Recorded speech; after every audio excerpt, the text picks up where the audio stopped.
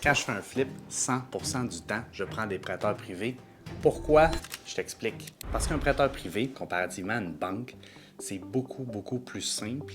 Et aussi, le prêteur privé, quand tu vas demander de l'argent au prêteur privé, lui, il va se fier à la valeur de la propriété que tu vas mettre en garantie. C'est-à-dire, si tu veux acheter un flip et que ta maison, exemple, valeur marchande vaut 500 000, lui, il va te dire, OK, je peux te prêter jusqu'à la hauteur de, à titre d'exemple, 80% de 500 000. Fait que lui, il va te prêter jusqu'à 375 000 ou des fois, c'est 80% du prix d'achat. À voir, chaque prêteur est différent. C'est vraiment plus facile aussi avec des prêteurs. Tu leur envoies les informations de la propriété, qu'on a taxe, la valeur marchande est comparable et tout. Puis il va pas vraiment regarder ton dossier. Ils peuvent le regarder des fois, c'est juste qu'ils vont pas vraiment se fier à ça pour savoir si ils vont te prêter ou pas. Ils vont peut-être te charger juste un petit peu plus cher si tu n'as pas une bonne carte de crédit. Puis si tu as une bonne carte de crédit, là, ils ont un peu plus confiance, ils vont peut-être charger un petit peu moins cher. La banque, là, quand tu empruntes de l'argent à la banque, elle va te charger des intérêts composés. Le prêteur privé, lui, il va te charger des intérêts simples. Brièvement, des intérêts composés, c'est simplement une façon de calculer tes intérêts. La banque fait ça